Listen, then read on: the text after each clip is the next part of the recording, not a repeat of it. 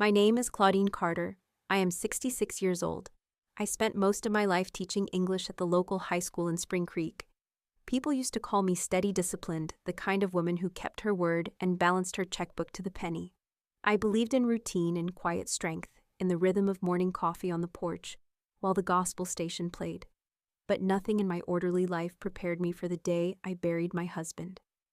My husband's funeral was silent. Not silent in the respectful way a church can fall quiet before a hymn, but silent in the hollow way a family falls apart. The pews were half empty. The choir never sang.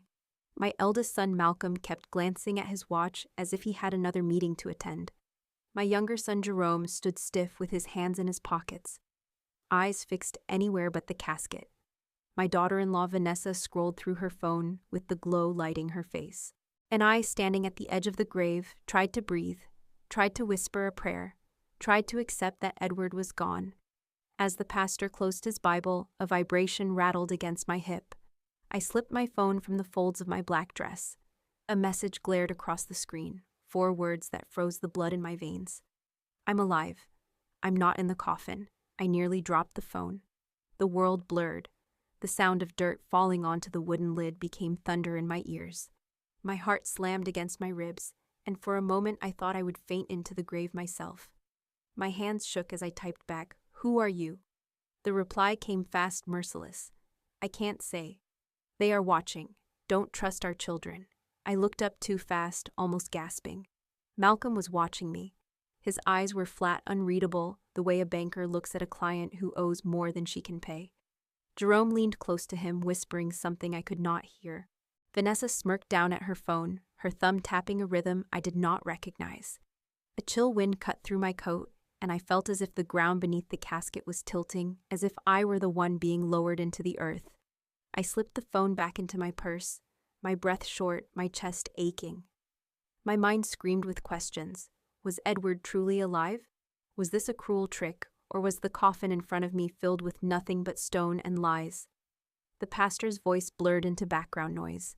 My ears roared with the echo of that message. Don't trust our children, our children. The boys I raised with late nights and second jobs. The sons I prayed over.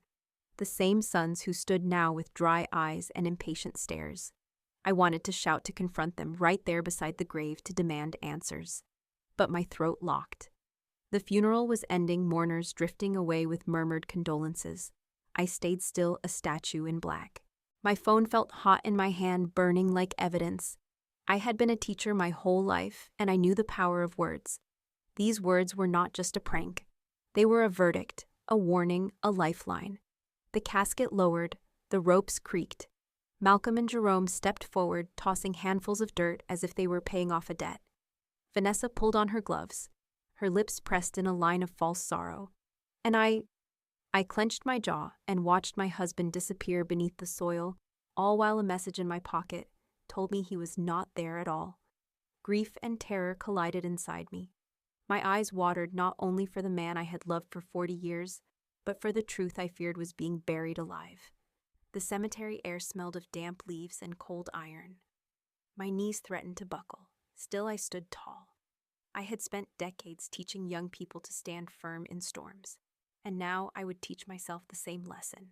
As the final prayer ended, I turned my face away, hiding the tears that finally spilled. My fingers sought the chain at my neck. The silver necklace Edward had given me on our wedding day was warm against my skin. I squeezed it tight until the edges bit into my palm. The words of the message repeated in my head like a drumbeat. I'm alive. I'm not in the coffin. Don't trust our children.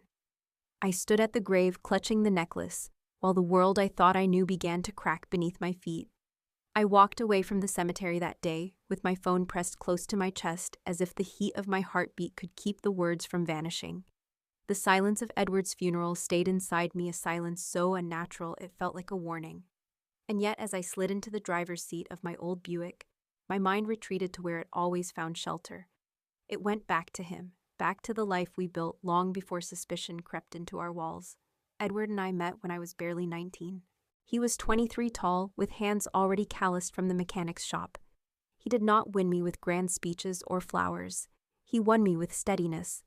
While other young men drifted through dreams, Edward carried himself with quiet determination. He believed in fixing what was broken, in saving what could still be saved. We married in the small Baptist church at the corner of Elm and Fifth. My mother cried. His father hummed an old gospel tune. And Edward, nervous as a boy, placed a simple silver necklace around my throat. I have worn it every day since. Our first home was a wooden cabin on the edge of Spring Creek. The roof leaked when it rained, and the wind slipped through the window frames. But to me it was a palace. On Sunday mornings, Edward brewed coffee black, strong, bitter enough to make me cough. We would sit on the porch with chipped mugs, listening to gospel songs on the radio. Sometimes the choir sang of freedom, sometimes of deliverance. Edward would tap his finger against the railing, saying, "Claudine, if we can endure bitter coffee, we can endure anything." And I laughed because it was true. Those mornings carved themselves into me. They were proof that love did not need wealth to be holy. When Malcolm was born, I thought joy had found its final form. He had eyes wide as marbles, a cry that filled the whole cabin. 2 years later, Jerome followed, softer, gentler, always clinging to his brother's sleeve. Edward built them a hoop in the yard from scrap metal. The boys played basketball until sweat drenched their shirts. I would call from the porch telling them to wash up before dinner.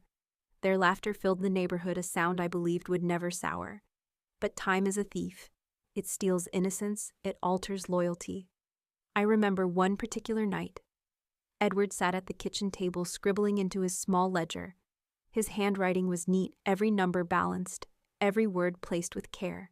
He called me over and pointed to a sentence written in bold strokes. "Paperwork speaks louder than blood." I frowned. He smiled, tired but certain. "One day, if words fail, the records will tell the truth." At the time, I did not understand. I thought he was simply teaching the boys about responsibility. Now, in the aftermath of his funeral, the sentence rang in my ears like a prophecy. The warmth of those years stood in cruel contrast to what I had just lived. The funeral had been cold, half empty, stripped of community. Malcolm and Jerome, once boys who laughed under the sun, now stood as strangers at their father's grave. Vanessa's smirk haunted me. Her disinterest cut deeper than any spoken insult. It was as if the family I had nurtured was no longer mine at all. Driving home, the streets of Spring Creek looked different. Houses leaned with age, but it was not the decay that frightened me. It was the realization that every porch light could hide secrets. I parked in front of the cabin, its wooden frame weathered by years of storms. The porch steps creaked beneath my feet. The coffee mugs still sat on the shelf inside the kitchen. One of them carried Edward's fingerprint like a relic. I held it in my hand, whispering his name. I told myself not to cry, yet tears blurred my vision. Memories overlapped with suspicion. I saw Malcolm at 12 running toward me with a scraped knee, shouting, "Mama." I saw Jerome building toy cars beside Edward, asking endless questions. And then I saw them at the grave, eyes dry, expressions, cold, their whispers slipping between them like a secret I was never meant to hear. I made tea. The taste was thin, unsatisfying. I longed for Edward's bitter brew. I sat at the table with the necklace tight around my neck. My phone rested beside me, black screen reflecting the dim light of the kitchen. I did not want to unlock it. I did not want another message. But my hand moved anyway, traitor to my fear. The phone lit up. Another message appeared. The words were fewer this time, sharper, like a blade sliding under the skin. Edward knew. Look inside his desk. My breath caught. My pulse raced so violently I thought I could hear it echo against the walls. Edward's desk had remained untouched since his death. The boys had insisted on clearing it out, saying it was clutter, that it was time to move forward. I had refused, stubborn as a guard dog. Something in me believed his desk held more than receipts and scribbles. Now the message confirmed it. I rose from the chair, my knees trembling. The floorboards groaned under my weight. The hallway stretched darker than usual, shadows pooling at the edges. My hand brushed against the wall, steadying myself. At the end stood the desk, a sturdy oak piece Edward had polished every month. I reached for the handle, heart-pounding necklace biting into my palm as I clutched it for courage. And in that moment, I realized the uneasy bond I carried. The bond between love and betrayal, between mother and sons, between truth and the lies dressed in mourning clothes. The message burned in my eyes. Edward knew. Look inside his desk. I turned the handle. I stood before Edward's desk, the oak polish smooth from years of his hands passing over it. The drawer handles glinted faintly in the kitchen light. My breath came shallow, and I realized I was holding the silver necklace so tightly that its edges pressed into my palm. The last message still echoed in my mind. Edward knew. Look inside his desk. My fingers hesitated over the top drawer. I had not touched this desk since his death. It felt almost sacrilegious to disturb it, as if his presence lingered in every joint and hinge. Finally, with a sharp pull, the drawer slid open. Inside lay a neat stack of documents, bound with a rubber band. Edward had always been orderly. He believed paper was a fortress-proof against the erosion of lies. I lifted the stack, my hands trembling, and unrolled the band. The first page stared at me like an accusation. It was an insurance policy, but not the one I remembered. The numbers were wrong.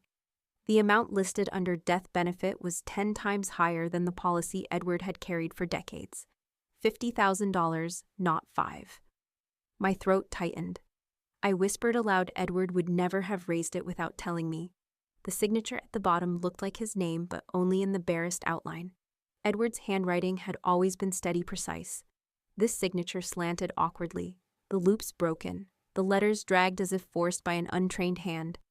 I had graded thousands of papers in my career as a teacher, and I knew when a hand was not authentic.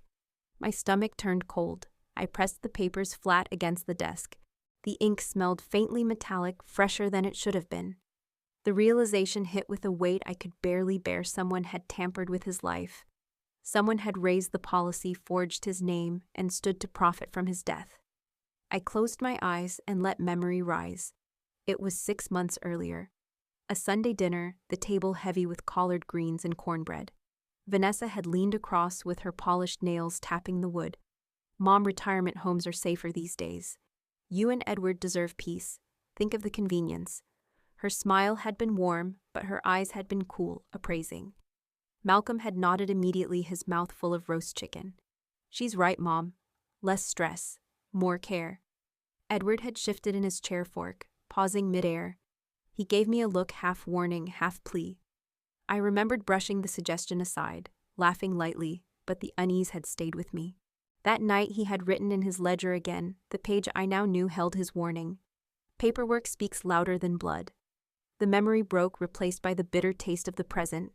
I sat heavily in Edward's chair, the documents trembling in my lap. My mouth was dry, so I reached automatically for the coffee pot on the counter. It was half full. Malcolm had brewed it earlier that day when he dropped by with Vanessa. You need to keep your strength, he had said, sliding the mug toward me. I poured a cup and raised it to my lips. The first sip stopped me cold. The taste was off, not just bitter, but acrid, sharp, like metal scraping the tongue. My instincts screamed. I set the mug down, staring at the surface where faint rainbow sheens floated in the black liquid. My hands moved without thought. I carried the mug to the sink, tilting it.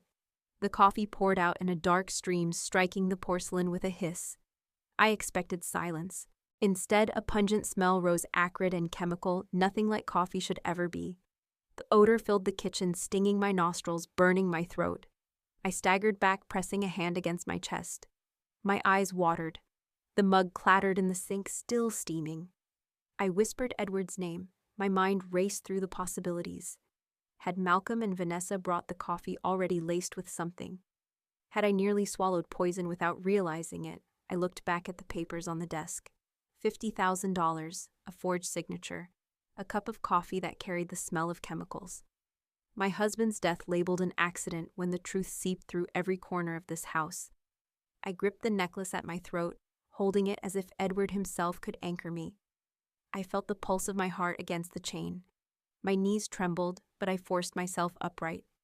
This was no longer grief. This was war. The acrid scent continued to rise from the sink, filling the room until I had to open a window. The night air rushed in cold against my damp skin. Beyond the porch, shadows shifted under the streetlight. I thought I saw Malcolm's car at the corner, idling, headlights dimmed. A shiver ran through me. I knew then with certainty that Edward's death was not fate, not misfortune, not accident. It was calculation. It was greed. And the trap was tightening not only around him but around me. The papers lay spread across the desk like evidence waiting for a trial. My phone buzzed once more. I reached for it, terrified and eager all at once. The message was short. You were right to pour it out. The smell from the sink rose thicker, harsher, until I could hardly breathe. And I understood. The morning after the acrid smell rose from my sink, Malcolm arrived at my door without knocking. His tie was crooked, his face smooth of any true emotion. He held his phone in one hand as if he were reading a script. When I opened the door, he delivered the line with a flatness that chilled me. Dad died in an accident. The machine exploded at the shop. For a moment, my brain refused to absorb the words. My hand gripped the door frame. What do you mean exploded? Edward checked every bolt, every valve. He was meticulous. Malcolm shrugged his eyes, sliding away. These things happen. It's already being handled. I'll take care of the details. The way he said it, quick-clipped, dismissive, struck me harder than the news itself. My husband, the man who could rebuild an engine blindfolded, was suddenly gone, reduced to a sentence without sorrow. I pressed my necklace against my throat to keep from collapsing. I drove to the workshop myself. Edward's shop had always smelled of grease and metal, the air thick with honest labor. Now the space was eerily quiet. The floor was swept clean, tools neatly hung on their pegs, workbenches, free of debris. I searched for scorch marks, for shattered glass, for any evidence of an explosion. There was nothing. Not a scrap of wood burned, not a single bolt out of place. The silence mocked me. I sank to my knees beside the workbench, running my hands over its surface. I could almost hear Edward's voice humming a gospel tune as he tightened bolts, reminding me that faith and patience built bridges. I whispered, "Where are you, Edward?" My tears fell onto the wood, absorbed like ink into a ledger. By the time I returned home, the arrangements were already underway. Malcolm had moved fast, too fast. The funeral was scheduled within days. Vanessa called me only once, her tone brisk. "We've kept it simple, Mother. No need to overcomplicate. No need." As if burying a man's life was an errand on a checklist. The funeral came and went in a blur of gray skies and hollow prayers. Few people attended. Neighbors whispered that the announcement had been late, that they barely had time to dress. The choir never sang. There were no long lines of cars, no gathering of community as there should have been. Edward, who had spent his life serving others, was laid to rest with less honor than a stranger. I stood at the edge of the grave, my black gloves damp with rain, feeling as though Edward had been robbed of his final dignity. The casket lowered quickly, ropes creaking, soil already prepared to cover him before the pastor finished speaking. The hollowness in my chest grew heavier with each shovelful. Then my phone buzzed again. I pulled it from my coat with shaking hands. The words seared across the screen. "That's not him in the coffin. Don't trust our children." My heart jolted. The ground beneath me seemed to sway. I looked up sharply. Malcolm stood across from me, face blank, watching as if waiting for me to break. Jerome leaned close to him, his lips brushing his brother's ear. I strained to hear. The wind shifted, carrying just enough. "It worked," Jerome whispered. "She'll be easier now." My blood ran cold. My knees threatened to buckle. I tightened my grip on the necklace, the chain digging into my skin. My husband was gone, or perhaps not. My sons were whispering over his grave. And I stood alone, staring into the soil, knowing the truth was buried deeper than the coffin. The whisper between my sons haunted me through the night. "It worked. She'll be easier now." I repeated those words until my throat ached from silent rage. If there was truth to the messages on my phone, then Edward's death was not an accident at all. I needed facts, not just suspicion. Paperwork, evidence, science. That was the language Edward had always trusted. The next morning, I drove to the county medical office. The building was old brick, the paint peeling from the window frames, but it still carried the smell of antiseptic and authority. Inside, I asked to see Dr. Leonard Hayes, the retired forensic pathologist, who had once worked closely with Edward on community cases. He had examined bodies after fires, after car wrecks, after the cruel randomness of life. And he had always spoken of Edward with respect. When he entered the room, his hair was thinner, but his eyes still sharp.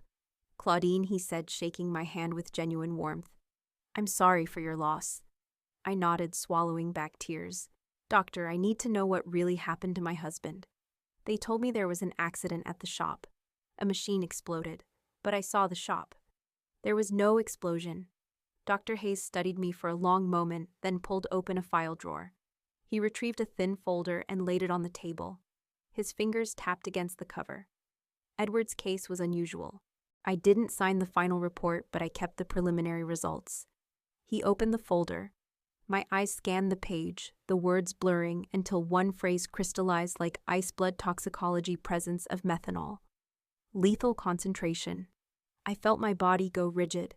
My hands turned cold as if the blood had drained from them. Methanol, I whispered. That's poison. Edward never drank. He hated alcohol. Dr. Hayes nodded slowly. This was no accident. Methanol poisoning is rare outside of deliberate tampering. Claudine, someone introduced this substance into his system. It killed him. There was no explosion. The room swayed. My necklace felt heavy against my chest, pulling me down. I gripped the edge of the table until my knuckles whitened. So they lied, I said, voice trembling. My own children told me it was an accident. Hayes's eyes softened. I can't speculate who, but the science is clear. Edward was poisoned. I thanked him, though the words barely escaped my lips. As I left the office, the world outside looked sharper, almost cruel. Every color too bright, every sound too loud. The truth pressed against me, heavy as a stone. That evening I gathered my courage and told Malcolm and Jerome what I had learned. They sat in my living room, Vanessa perched beside them like a queen on her throne. I recounted what Dr. Hayes had shown me, every detail of the toxicology report. Malcolm leaned back, arms crossed, an incredulous smile creeping across his face. Mom, you're confused. You've been through so much. Grief makes people paranoid. You probably misunderstood. Jerome chimed in, shaking his head with mock concern. Yeah, Mom. You've been under a lot of stress. Maybe you heard what you wanted to hear. Dad's gone. We all need to accept it. The gaslighting hit me like a slap. My own son's dismissing facts, twisting grief into madness. I felt my pulse pounding in my ears. I saw the report, I insisted, voice firmer now. Methanol poisoning. That's not paranoia, that's truth. Vanessa leaned forward, her perfume thick, her smile sharp. Claudine, sometimes people cling to fantasies. It's normal. But if you keep this up, others will start to worry. About your stability. Before I could answer, Malcolm reached into his briefcase. He laid a crisp document on the coffee table. The sound of paper against wood was louder than a gunshot. I stared at the heading, petition for psychiatric evaluation. Malcolm's tone was calm, too calm. This is just precaution, Mom. We want to make sure you're okay. The court can order an evaluation. If everything checks out, no harm done. My chest tightened. My own son was preparing to declare me incompetent, to strip away my authority, my independence, my voice. I reached for my necklace, clutching it as if Edward's strength still flowed through the chain. My hands shook, but my resolve hardened. I stood. You may convince others that I'm confused, but I know the truth. And the truth will outlive your lies. Malcolm's smile did not falter. He pushed the document closer, the paper sliding like a trap toward me. Think carefully, Mom. Grief is dangerous. They left soon after the air in my house, poisoned with their condescension.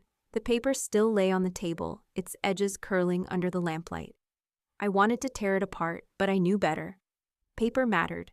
Paper could condemn or protect. Edward had taught me that. Paperwork speaks louder than blood. As night settled, I sat alone in the kitchen. My phone lay face down on the table. Fear gnawed at me, but curiosity forced my hand. I turned it over. Another message glowed against the dark. Meet tomorrow. I'll bring proof. 3 p.m. My breath caught. Proof. Someone out there knew more. Someone was willing to share it. I pressed the phone to my chest, the words echoing like a drum. Tomorrow at 3. The clock ticked steadily on the wall. My hands were cold, my pulse uneven, but my resolve was set. If Edward had been murdered, if my children had betrayed their blood, then I would uncover it. Not with screams, not with fury, but with paper, with evidence, with truth. And tomorrow I would begin. The next afternoon I drove into the old part of Spring Creek, where the brick buildings leaned tired against one another. My hands clutched the steering wheel, my pulse steady only because I forced it to be. The message had been clear: 3 o'clock. Proof. I arrived early, the way a teacher always does before class. Old habits never die. The cafe sat on the corner, its windows fogged from decades of steam and gossip. I pushed open the door. The bell chimed thin and lonely. The air smelled of burnt coffee and fried onions. In the back at a booth beneath a flickering light sat a man with a weathered face and a suit that had once been sharp. He rose slightly when I approached. "Mrs. Carter," he said, his voice deep respectful. "My name is Caleb Johnson. Edward hired me a few months before he passed." My knees weakened. I slid into the booth, fingers tightening around my necklace.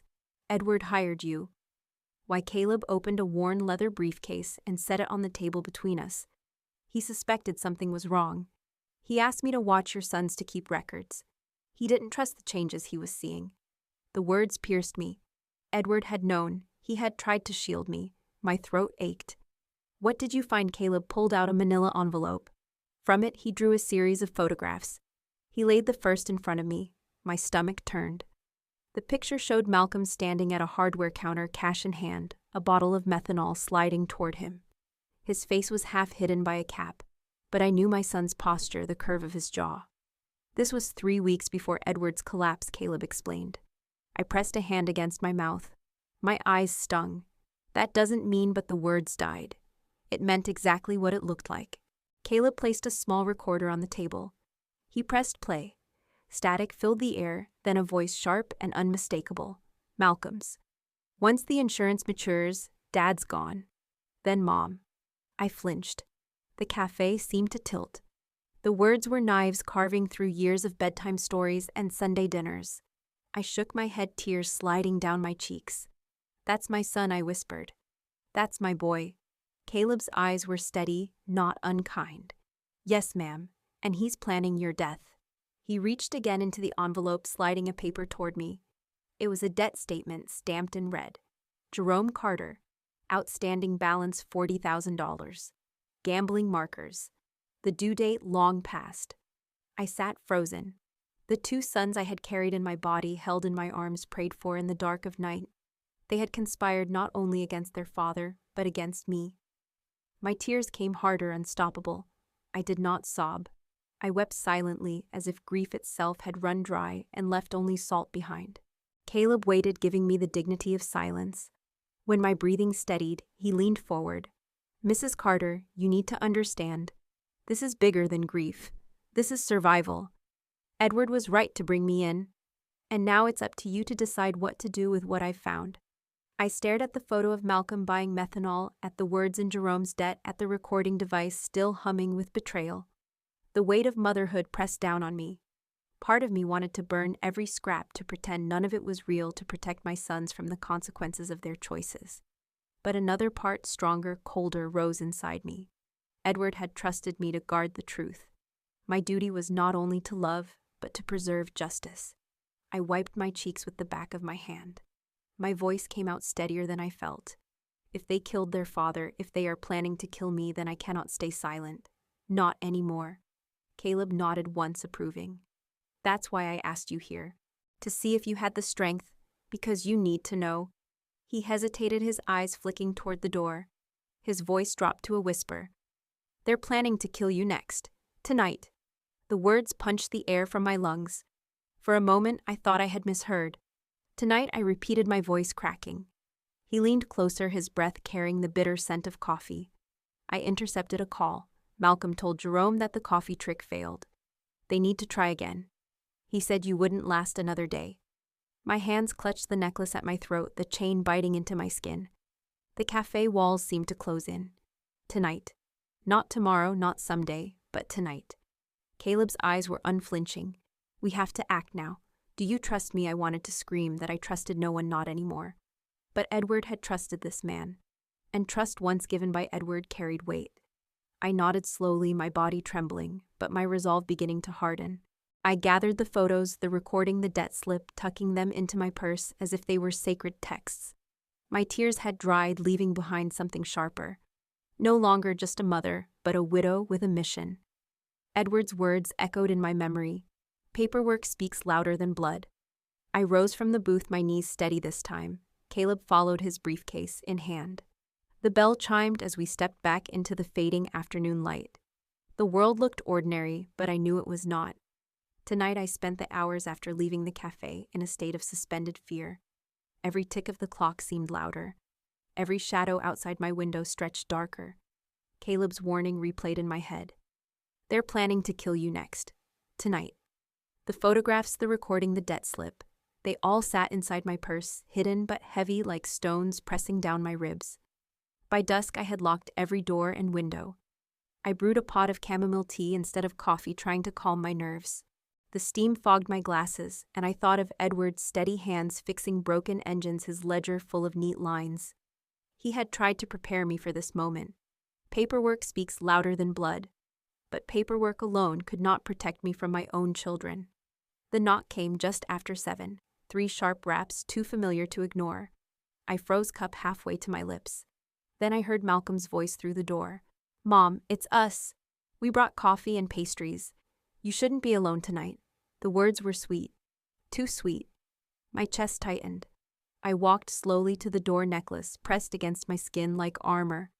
When I opened it, Malcolm stood in the center, Jerome just behind him, Vanessa to the side carrying a white box tied with ribbon. Their smiles were wide, but their eyes were flat, as if rehearsed. "Mom," Malcolm said, stepping inside without waiting for my invitation, "we thought you could use company. It's not healthy to be by yourself." Jerome carried a tray with 3 paper cups, steam rising. The rich smell of coffee filled the house. My throat tightened. Caleb's warning blared inside me louder than any gospel choir. Vanessa set the pastry box on the counter, opening it with a flourish. "Your favorite sweet rolls. You used to make them when Malcolm was little. I thought you'd like a taste of home." Her tone was sugary, but her gaze lingered on me with something sharp beneath it. I forced a smile, though. My hands trembled. "That's thoughtful," I said, voice thin. We sat in the living room. Malcolm handed me a cup, his fingers brushing mine. Too cold. His touch should have carried warmth. Instead, it froze me. I held the cup carefully, the lid trembling against my lips. Jerome leaned forward, his elbows on his knees. "Mom, we've been talking. It's better if you move into a care home. You'd be safe, looked after. No stress. We'll handle everything." Vanessa chimed in, crossing her legs, her perfume heavy in the air. "Yes, Claudine. It's time to let go of all this responsibility. We'll take care of the finances, the property, everything. You deserve rest." The way she said everything sent ice down my spine. I looked from face to face. My sons, once boys chasing basketballs across the yard, now men whose words pressed me into a corner. My daughter-in-law smiling like a predator. Their voices carried sweetness, but their eyes betrayed nothing but calculation. I raised the cup closer, inhaling. The scent was off-rich but metallic, bitterer than coffee should ever be. My hands shook. My throat threatened to close. I set the cup down on the table with a soft clink. Mom, Malcolm pressed, leaning closer. "It's for the best. You've been under strain.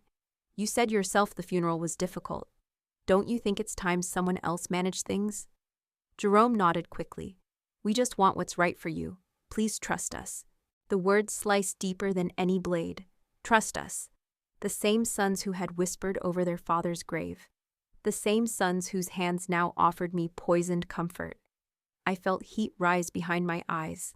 My chest ached with the collision of grief and betrayal. I wanted to scream at them, to lay the evidence on the table, to force them to face the truth of what I knew. But Edward's wisdom whispered back to me, "Not yet. Paperwork speaks louder than blood." So I stayed silent. My fingers brushed against the cup once more. The steam coiled upward, acrid, now unmistakable. I stood slowly, carrying it toward the kitchen sink. My sons watched, faces unreadable, Vanessa tilting her head like a cat at play. But my hands trembled harder than I expected. The porcelain slipped. The cup shattered against the tile, dark liquid spreading like blood. The coffee spread in a thick stream, winding between the cracks, its color deep and red in the dim light. For a moment, it looked like blood pooling at my feet. I staggered back, breath caught in my chest. The smell rose, chemical and harsh, searing my nostrils. My hands clutched the necklace, its silver biting into my palm. The room fell silent. Malcolm's jaw tightened. Jerome's eyes darted toward Vanessa. Her smile faltered for the first time. And in that silence, I knew. The trap had closed, but not around me. When the last shard of porcelain had been swept from my kitchen floor, I knew the time for silence had ended. The coffee had not only stained the tile, it had stained the illusion that I could wait, pray, and hope my children would return to me. Edward had left me with paperwork, with warnings, with an investigator who carried proof. Now it was my turn to act. At dawn, I called Caleb Johnson. My voice was steady, though my hands trembled. It's time. We can't wait any longer. Within an hour, he pulled up outside my house. His car, old but reliable, his briefcase resting on the passenger seat like a weapon. I slid in beside him, clutching my purse, where the photographs, the recording, and the debt slip lay hidden. We drove in silence to the county courthouse. Inside, the air smelled of dust and ink. The walls were lined with portraits of judges, long past men whose eyes seemed to weigh the truth from above. Caleb led me to the prosecutor's office. Behind the desk sat Assistant District Attorney Karen Morales, a woman known for her unflinching pursuit of corruption. She was younger than me, but her gaze carried the same steel I had once used in the classroom, to silence a room full of restless students. "Mrs. Carter," she greeted, gesturing for us to sit. "Mr. Johnson tells me you have evidence. Please show me." My heart pounded as Caleb opened his briefcase. He laid out the photographs, Malcolm at the counter, methanol bottles sliding toward him. He pressed play on the recorder. My son's voice filled the room, chilling and clear. "Once the insurance matures, Dad's gone. Then Mom." Finally, he slid the gambling debt across the table, Jerome's name stamped in red. I sat rigid, eyes fixed on the documents, as if they might vanish. Morales studied them one by one, her expression unreadable. At last she looked up. "This is damning. It paints motive, opportunity, and method. But I will need your sworn statement to move forward." She pushed a legal pad toward me. The header read, "Affidavit of Witness Statement." My hand shook as I picked up the pen. I began to write. Every detail: the funeral, the messages, the coffee's acrid smell, the forged signature on the insurance. I wrote as if Edward himself stood behind me, guiding my hand. Words became weapons, ink became armor. When I finished, Morales read it silently, then nodded. "This will do. I'll file it immediately." She turned to her assistant. "Prepare a preliminary report for Judge Harmon. I want an arrest warrant by tonight." The assistant scurried out. Caleb leaned back, exhaling for the first time. I closed my eyes, whispering a prayer of thanks. But Morales was not finished. "You also need to know," she said, "your son Malcolm filed a petition for a competency hearing. The court is scheduled to review it tomorrow morning. If the judge rules in his favor, you could be declared unfit. That would strip your authority to testify, to manage finances, to even remain in your own home." The room tilted. My breath caught. "Tomorrow morning," I repeated, voice raw. "Yes," Morales confirmed. 9 a.m. sharp. That gives us less than 24 hours to secure warrants and act. If we succeed tonight, the hearing will be moot. If we fail..." She did not finish. She didn't need to. I pressed my palms against the cool wood of the desk. The ticking clock was no longer metaphor. It was real, loud, relentless. My children planned to destroy me legally, even as they tried to destroy me physically. The thought sent shivers across my skin. Morales stood, sliding the folder of evidence under her arm. "We will not let them win. I'll take this to the judge myself. You two go home. Stay out of sight. The police will coordinate from here." Caleb guided me back to the car. His voice was calm, but firm. "This is the turning point. Tonight they either fall or they succeed. Are you ready?" I looked out the window at the courthouse steps, at the flag flapping above in the autumn wind. I have to be. Edward deserves nothing less. We drove back through the narrow streets, the day sinking into evening. My house looked smaller than ever, its wooden frame weathered but still standing. I stepped inside, clutching my necklace. The air was heavy with silence. Hours passed. The sun dropped, leaving the world in shades of gray. Caleb stayed close, pacing the kitchen, his phone buzzing with updates from Morales. I sat at the table, staring at the affidavit copy she had given me. My own handwriting looked foreign, like the voice of a stranger, but it was mine. It was truth. At 8 o'clock, Caleb's phone rang. He answered quickly, nodding as he listened. When he hung up, his face was grim. "The judge signed the warrants. Police units are staging now. They'll move before midnight." I exhaled relief mixed with dread. "Where your sons are meeting at the Sunday market," he said. "They think it's private. They don't know surveillance is already in place." I closed my eyes. The Sunday market had once been a place of joy. Edward buying fresh peaches, me haggling for tomatoes. Now it would become the site of my children's undoing. My chest tightened with the sting of betrayal cutting through grief. Caleb checked his watch. "They're moving in an hour. We need to stay put until I get the call. If anything happens, lock the doors and don't open them. I nodded, though my hands were cold. I poured myself water, sipping slowly. The minutes crawled by, each one a wait. My phone lay on the table screen, black, waiting. I touched the necklace again, whispering Edward's name. Then, as if on cue, the phone buzzed. My stomach flipped. I picked it up. A single message glowed. "It begins tonight. Stay strong." I looked up at Caleb. His jaw tightened. "They're ready." Outside headlights flickered at the end of the street. The low hum of engines echoed through the night. Police cars idled, waiting for the signal. The air grew tense, sharp as a knife's edge. I stood at the window, the curtain barely parted. My house felt both like a refuge and a target. My pulse quickened, my breath shallow. And then in the distance, sirens wailed to life. The night sirens pierced through the quiet of Spring Creek, and I knew the storm had begun. Caleb's phone buzzed with updates, his face taut with concentration. I pressed myself against the window, my breath fogging the glass. Down the road, shadows of police vehicles moved like hunters in formation. "They're heading to the market now," Caleb said. His voice carried the weight of certainty. The Sunday market was a place I had once loved. Edward and I would stroll the stalls hand in hand, our baskets full of peaches, greens, and cornbread loaves. Neighbors would wave, children would chase one another between stands, and gospel music sometimes played from a nearby speaker. It had been joy. Now it would become judgment. At exactly 9:15, my phone buzzed again. A single word flashed: "Done." Later, I would see the footage, but that night I only heard it secondhand from Caleb. Malcolm and Jerome had pulled into the market parking lot. Headlights dimmed. The complicit doctor, the one who had falsified reports and overlooked methanol in Edward's blood, was already waiting by a sedan. Malcolm carried a briefcase. Jerome clutched his jacket too tightly, as if hiding nerves or a weapon. Police swarmed before they even reached the stalls.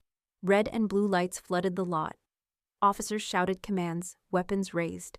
Witnesses gasped. Malcolm froze, then raised his hands with false calm. Jerome stumbled backward, his face pale. The doctor tried to run, but was pinned against the car within seconds. The community watched from the sidewalks, from their porches, from cars pulled over on the street. My neighbors, my church family, men and women who had seen me walk in grief only days earlier. Their whispers rose like a tide. She was right all along. She wasn't crazy. They tried to silence her. For the first time, I felt the burden of disbelief lift. My truth had found its witnesses. The trial came swiftly. Prosecutor Morales moved the case forward with relentless precision. Evidence filled the courtroom: the photographs of Malcolm buying methanol, the debt slips signed by Jerome, the toxicology report that Hayes had preserved. And finally, the audio recording. When the tape played, my heart cracked anew. Malcolm's voice filled the chamber, cold, calculated. "Once the insurance matures, Dad's gone. Then Mom."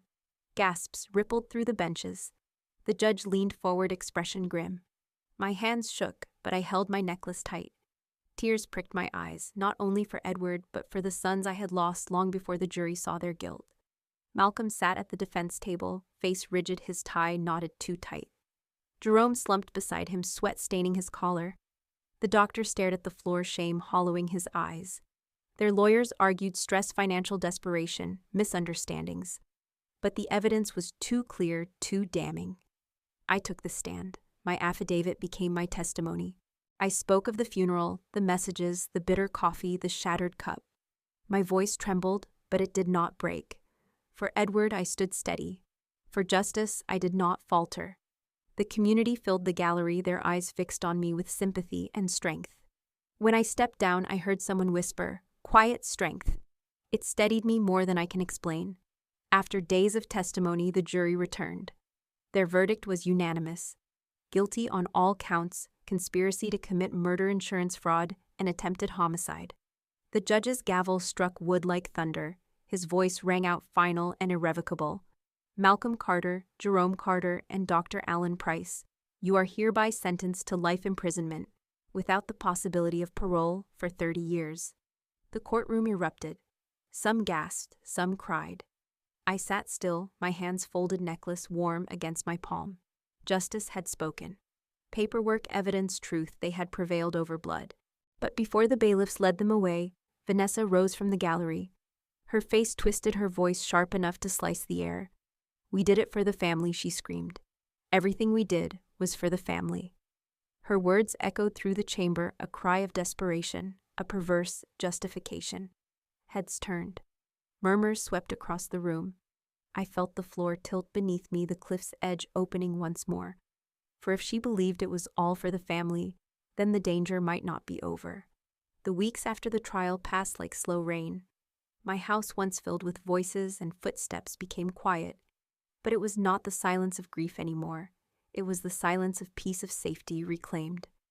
Each morning I walked to the porch, the boards creaking under my weight, and sat with a steaming cup of coffee. Not bitter with chemicals, not tainted with suspicion, but rich and strong the way Edward used to brew it. The silver necklace lay across my palm as the mug warmed my other hand. I turned it slowly, the light catching on its chain. Edward had placed it around my neck on our wedding day, and I had worn it through storms and betrayals.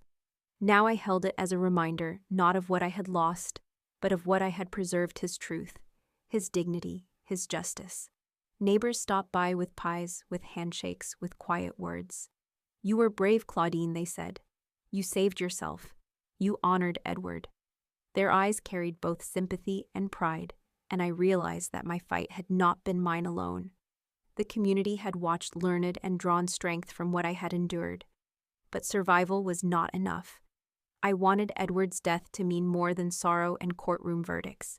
I wanted it to protect others, to guard the elderly, whose voices were too often dismissed.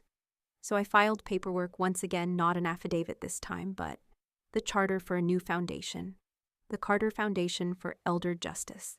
Its mission was clear: to provide legal support, financial guidance, and investigative aid for seniors facing exploitation, especially from within their own families. The first board meeting gathered in my living room. Pastor Williams offered a prayer. Eleanor from next door brought cookies. Caleb Johnson, his briefcase always nearby, accepted the role of advisor. We spoke of outreach, of scholarships for young lawyers who would dedicate themselves to elder law, of hotlines for those too afraid to speak. Each idea felt like laying a brick, building something lasting. Edward's name would not fade into dirt.